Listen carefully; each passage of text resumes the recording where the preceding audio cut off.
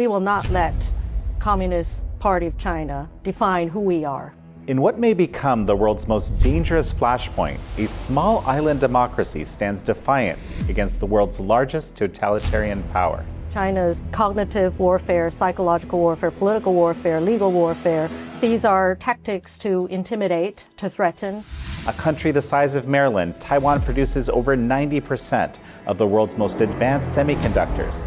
Democracy delivers. You know, it's not just an ideal, but we're talking about a rules-based order, a rule of law, basic rights, and the freedom to innovate. In this episode, I'm sitting down with Xiaobi Kim, the Vice President of Taiwan, to understand what's really at stake here. Taiwan is embedded in every layer of the AI and technology supply chain, not only in the United States, but around the world. Born to a Taiwanese father and an American mother, she has served in Taiwan's legislature and as the island's top representative in Washington. What happens in the case of a China invasion? This is American Thought Leaders, and I'm Jan Jekielek.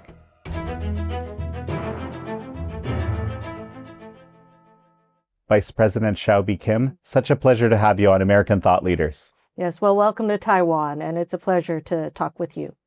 And it's appropriate, too, because your mother is American. Yes, well, my mother's a native of North Carolina, and growing up as both Taiwanese and with some American heritage, I always saw it as a lifetime duty or a mission to be bridging Taiwan and America. And I did not expect it, but I ended up as a diplomat and working also in this particular role in international relations. And so that's been a very meaningful part of my journey. Absolutely. Well, as I was preparing to come here, something, to me at least, pretty astonishing happened. And that was your National Security Bureau published a website and a video encouraging Chinese whistleblowers to basically provide intelligence from China to Taiwan.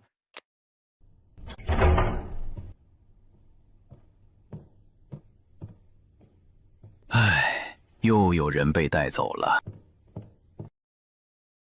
当时进了体制内就是图个安稳，有个稳定的工作就能让家人过上好日子。可现在全变味儿了，明明跟过去一样安分守己的工作，谁也没犯错，但是这阵子，老同志一个接一个莫名其妙的消失，连个说法都没有，想到心里就直发慌。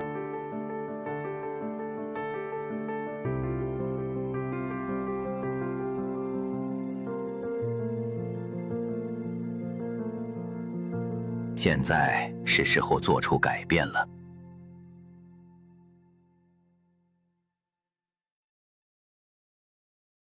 This video really kind of showcases, at least to me as I watched it, you know, what can happen to, frankly, anybody in China at any time, whatever their background. It's just a kind of a stark reality. And I thought, wow, this is fascinating. And, you know, of course, there's other intelligence agencies around the world that have been looking to try to gather intelligence in maybe slightly similar ways, but this strikes me as pretty unique. And I just wanted to understand the thinking behind it.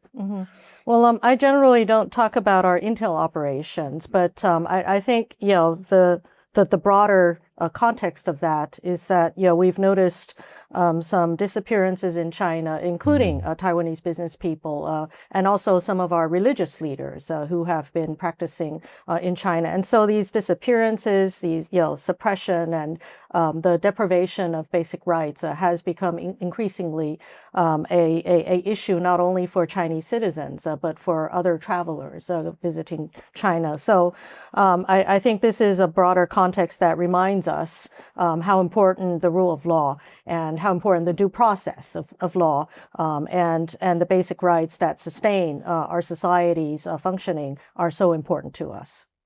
The Chinese Communist Party has been very, I'd say, effective at using these unrestricted warfare doctrines, and especially this kind of cognitive warfare. And I'm looking at this, you know, short video that you published. I thought, could Taiwan be really stepping up its cognitive warfare capabilities? Well, we've been mostly in a defensive position as China's cognitive warfare, psychological warfare, political warfare, legal warfare, and very aggressive interventions in our domestic society and politics has become an increasingly serious problem for us. And we note that other democracies around the world are also facing similar challenges. And so, building our defenses, especially in the age of AI, where very much many of the cognitive warfare or the disinformation is amplified. And so finding the right tools and technologies to protect and defend ourselves is critically important. But at the same time, I mean, what's important for Taiwan is who we are, our values. And so, asserting those values, the rule of law, basic rights, our belief in freedom, our democratic institutions, all of those are important. And while we are defending ourselves, I think we also seek to make Taiwan an attraction for all of those who share our values in this region. Are you working with any other intelligence agencies on this project? Have you gotten any information yet? Well, again, we don't comment on the intel operations of our country or working with others. But on the public side, many countries are facing political interference from authoritarian regimes and state-sponsored political operations. And so there are many opportunities among civil society, civic organizations, NGOs, as well as governments to interact and learn about the challenges that we share, as well as how to respond. So you've actually been branded by the Chinese Communist Party as a separatist. And I'm wondering, your own sense of personal risk. I'm here for the first time, and I sense how close I am to Beijing right now, really. I mean, in comparison to almost anywhere else. What are your thoughts? Well, they've called me a separatist, but they've also sanctioned me they've accused me of cooperating with the Americans. And that's another source of their anger tantrum. But I think, first of all, we will not let Communist Party of China define who we are. And secondly, I think these are tactics to intimidate, to threaten, and to prevent us from doing the work that we're trying to do. And but from my perspective, first of all, like many others who have been sanctioned too, we take it in stride. And secondly, it will not stop us from doing what we need to do to protect our country, to defend Taiwan, to defend our values, but also to really work with other partners internationally to assert the shared interests in preserving the peace and stability of this region, the shared interest in working together to support prosperity.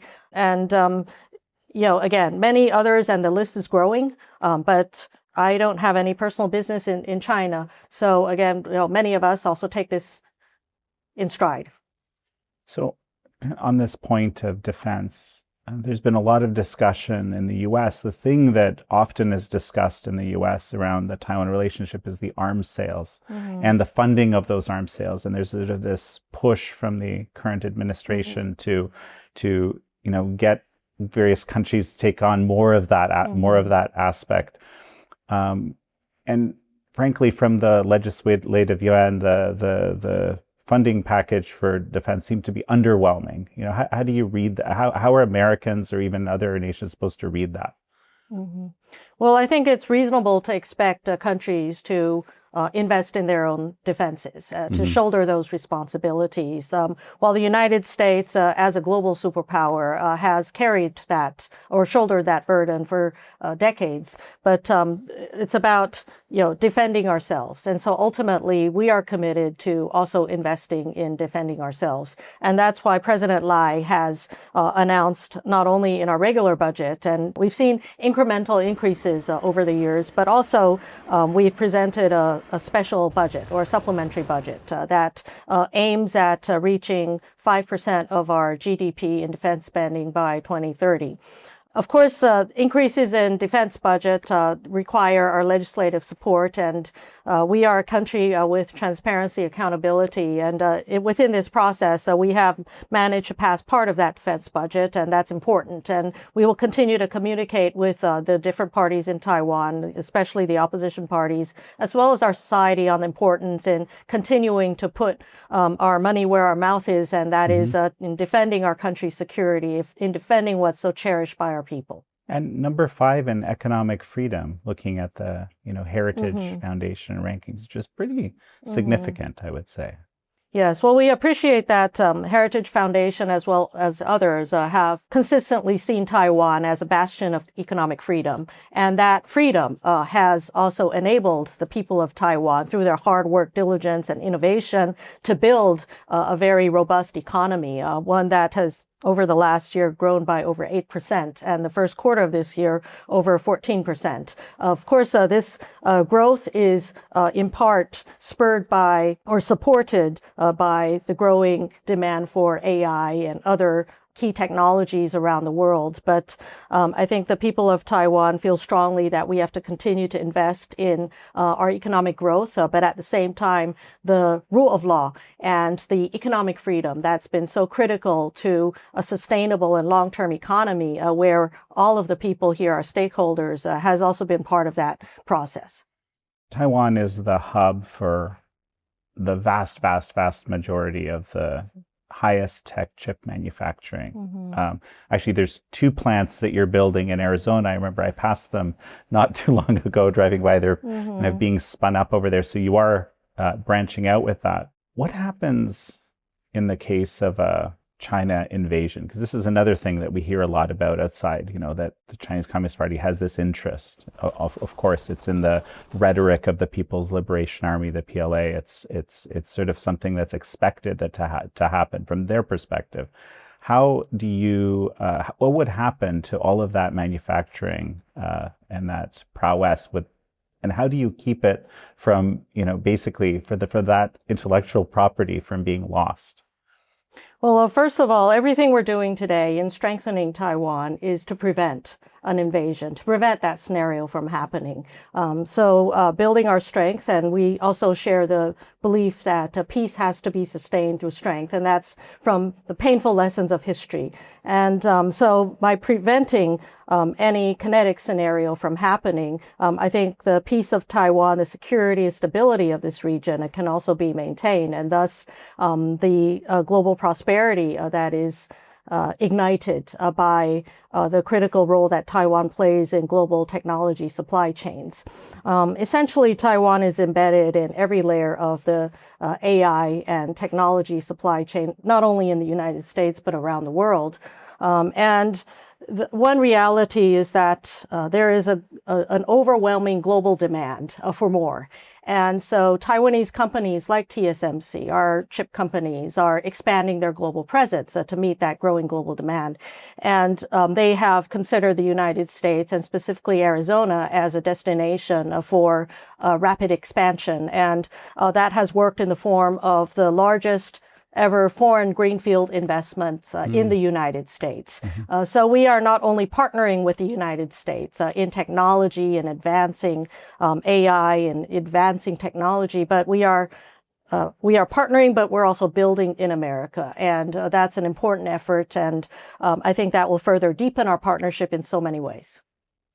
So, speaking about America, you were, I think I met you first briefly when you were the de facto ambassador to America.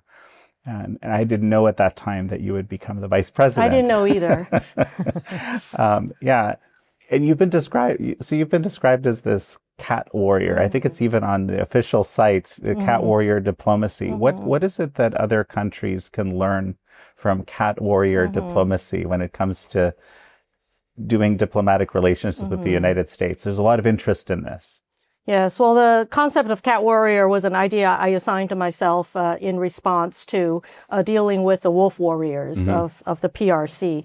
But essentially, I think it embodies a spirit of Taiwanese people. That is the agility, that we are small, but we need to be mighty, and we need to be strong. And cats have incredible agility. Cats also have the ability to balance in very difficult circumstances, walking on tight ropes. And they've got 9 lives, but I think also very important characteristic is that cats cannot be coerced. They have a mind of their own. And, Taiwan can be soft and warm and cuddly if you're kind, if people are friendly to us. But at the same time, it's important to keep our claws sharp in order to defend ourselves. And cats, they're small, but they can jump 10 times their height or more.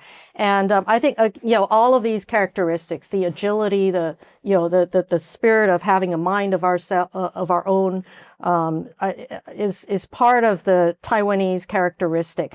Now, when that's applied to diplomacy, it involves a lot of balancing. And, we have to leverage Taiwan's strengths in the context of finding common interests and shared especially shared goals and aspirations. And in the context of Taiwan and the United States, it was about forging also consensus in Congress, especially because Congress has such an important role historically in Taiwan-U.S. relations and the Taiwan Relations Act.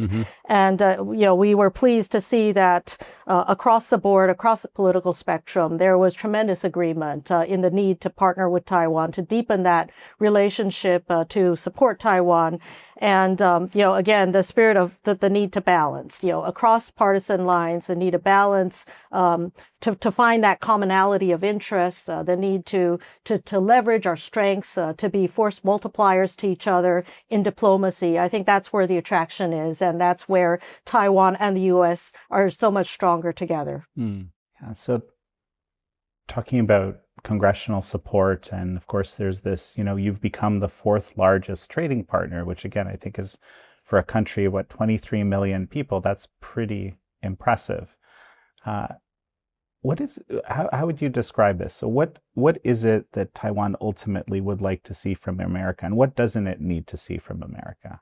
Well, our partnership with the United States is one of the most consequential partnerships in the world.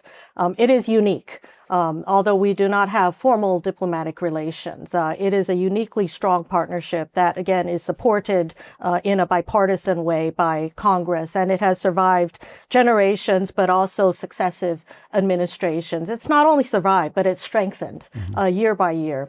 And I'd like to highlight 2 areas of this partnership, and one is on security, and the other is on economic relations. On the security front, this partnership has enabled peace and stability in the Taiwan Strait, despite changing geopolitical circumstances and a much more aggressive China. It is a partnership that has enabled the world to prosper. And as many countries, including the United States, as well as others around the world, have highlighted, the peace and stability of the Taiwan Strait is an indispensable component of global prosperity. And so this security partnership has enabled us all to maintain the status quo. And ultimately, the status quo is the largest common denominator among all the stakeholders in this region. I can't say it's the ideal satisfactory scenario. As for China, obviously they've been threatening, and they have not been secret about stating their ambitions to annex and control Taiwan. For us, the status quo is a very harsh reality of a very difficult international engagements. But again, it's the geopolitical status quo supported by the United States and others in this region that has enabled the Indo-Pacific region to grow and prosper for decades. It's also supported peace and stability in this region. Now, on the second point is on the economic partnership, and this has increasingly become more important as the United States in the early years, decades ago, was a key partner to Taiwan as we started to industrialize and grow our economy. And now Taiwanese businesses are investing in the United States. And many of us see Taiwan and Silicon Valley or the United States tech community as one single big ecosystem. That is, we thrive by working with each other. The biggest American tech companies all have partnerships with Taiwan. Taiwan does a lot of the hard physical work of manufacturing and building, while American companies enjoy the larger margin of the profits made by the technology. And we've grown together.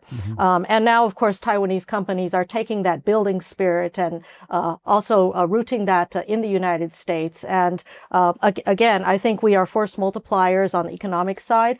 But as you asked about expectations and, in terms of what we would like to see from the United States, I think, additional policy tools that would further make it easier for these business and commercial partnerships, such as legislation supporting avoidance of double taxation, as the United States has treaties with all of your other major investment and trading partners. The fact that Taiwan and the United States lack this, and it's something that is good for businesses for both countries. It will support growth. And also, we appreciate that there's been a framework that we call Economic Prosperity Partnership Dialogue that started in the first Trump administration and has carried on to today, a continuing strategic economic discussion. And within that framework, the supply chain security, energy security, and other areas that would foster economic resilience for both of us, I think that's an important conversation to have. We also are thankful to our very diligent negotiators on both sides in dealing with the tariff issues. And ultimately, we've arrived at some agreements and certainly hope that we can further consolidate those achievements that both sides have made and in contribution to continuing growth in our economies for both our peoples. It certainly makes sense that you would have a diplomat as the vice president or a seasoned diplomat as the vice president. There's very few countries that have the official diplomatic relations that recognize Taiwan. One of them is Paraguay, actually. Yes. Interviewed President Peña some time ago, not too long ago. But you actually were recently in Palau, which is another such country in the second island chain. What is the significance of these countries that maintain the kind of official recognition of Taiwan? Well, I'm glad you got to sit down with President Peña of Paraguay. I have tremendous admiration for him. He's a very diligent reformer, very much economic growth oriented, and his leadership is very valuable to Taiwan as we seek opportunities to further deepen the relationship, but also to work together for the benefit of both our peoples. But we also have a number of other diplomatic partners, including in Central America and the Caribbean and the Pacific. I just visited Palau, the geographically closest diplomatic ally of Taiwan that formally recognizes us. These countries are important for Taiwan, and they have continued to lend a voice to Taiwan where Taiwan is underrepresented or not represented. For example, in international organizations like the WHO. And despite Taiwan's outstanding public health record, and that's ranked globally as one of the best in the world, that we continue to be unreasonably and unjustly excluded from the international community. But we appreciate these friends of Taiwan who continue to advocate Taiwan's inclusion. They also provide opportunities for Taiwan to make meaningful contributions. And most Taiwanese people, while we strive to make our own country prosperous, Taiwanese people are also very generous and kind and just good people. And we want to be a force for good in the world. And we need to find these opportunities for Taiwan to demonstrate that. And these partners of Taiwan, we will continue to work with them to ensure that our shared interests and our shared vision of how the world should be can continue to grow and prosper. A number of countries function, I guess, not officially, but in this sort of realm of strategic ambiguity. That's the term you often hear in the United States. I suppose, well, actually, I should ask as well. I mean, I'm Canadian, and we have a disproportionately large number of Canadian viewers. What about the relationship with Canada? Well, I think Canada is certainly a partner country, like-minded partner that we seek to find opportunities in building more diverse set of relations. And of course, the United States remains our primary security partner. But with Canada, the economic relationship has grown, educational partnerships, and also collaboration in some areas of hardcore shared interests, such as freedom of navigation, such as maritime security, and cybersecurity, many other areas. And we generally I think Taiwan is open to partnering with all like-minded countries around the world in these areas of interest, and we will continue to work in a very pragmatic way.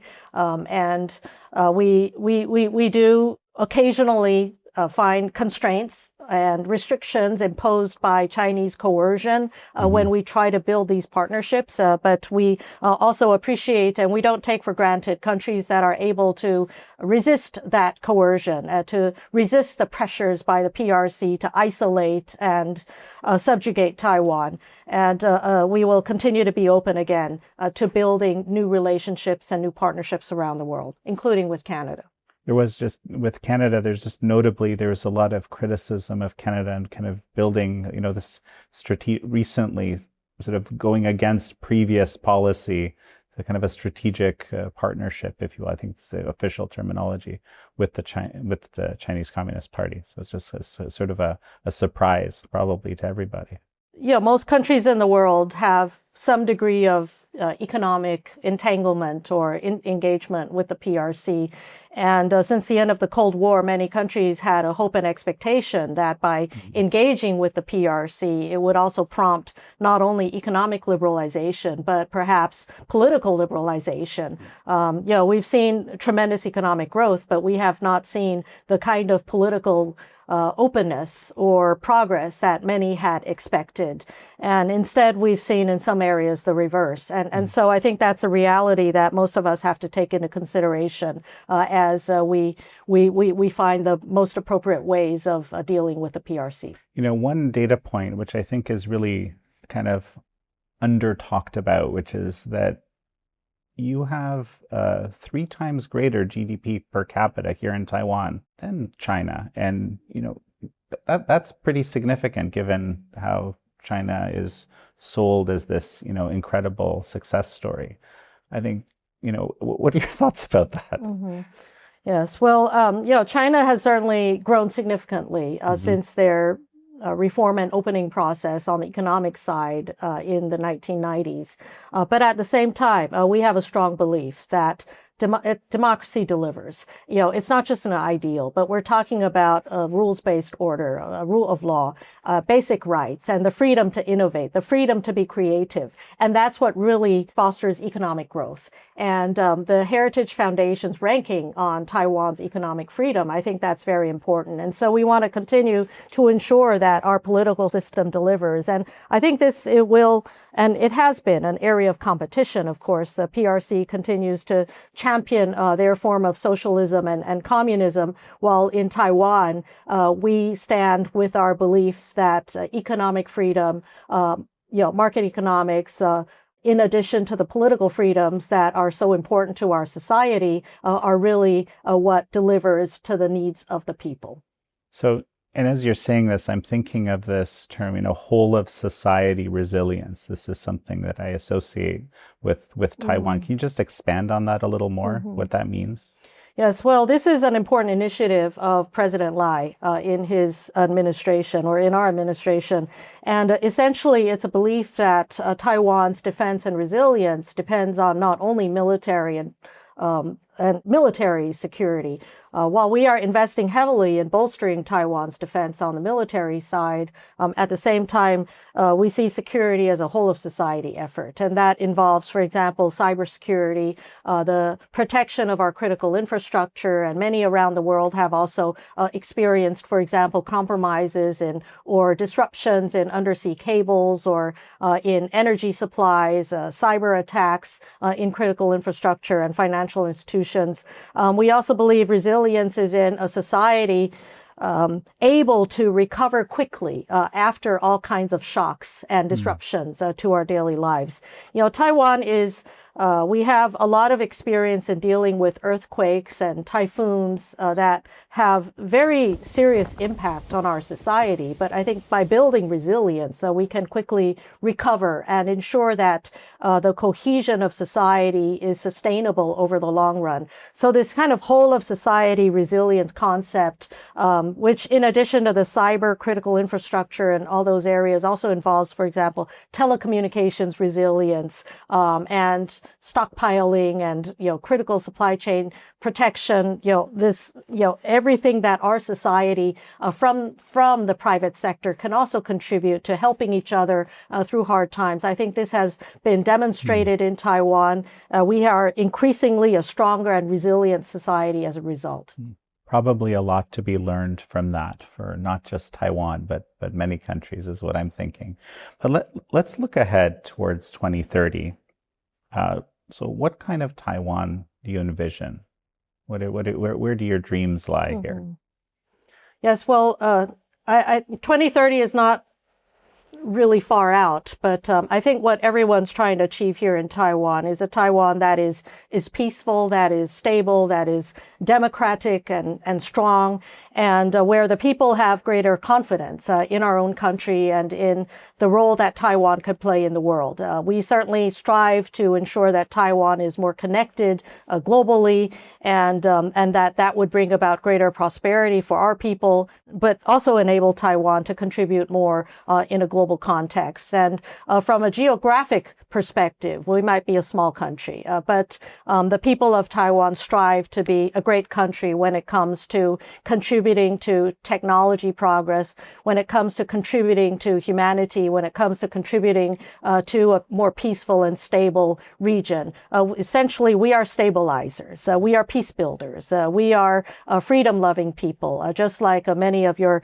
viewers and audience around the world. And we want to be well connected with the international community. So, okay, let's expand the time window. Maybe let's go 2040. I don't want to say 2050 because that has its own significance. Let's say 2040. There's one thing that you would like to see shift or change, or that would work for the benefit of Taiwan, or perhaps the relationship with the U.S. and other free nations. What would that be? Well, I think, as I said earlier in this interview, we see the geopolitical status quo as a largest common denominator among all of the stakeholders in this region. And defending that and ensuring that stability, peace, and prosperity prevail in this region, I think is foundational to the pursuit of our ideas in the future. And again, I see in Taiwan and in our people increasing confidence in the role that we can play in the world in contributing to not only, on the ideological good side in, all of the international contributions in public health, in development, in resilience, but also with the United States. I know reindustrialization and AI leadership is a priority. And this is an area where Taiwan, as a partner, can play a very meaningful role. And we seek to continue to deepen the foundations of the partnership so that these ideals can be achieved. And so that, again, Taiwan, the people of Taiwan, like many people around the world, can live in an environment where diligence, hard work pays off in the form of more prosperity and in the form of greater partnerships around the world.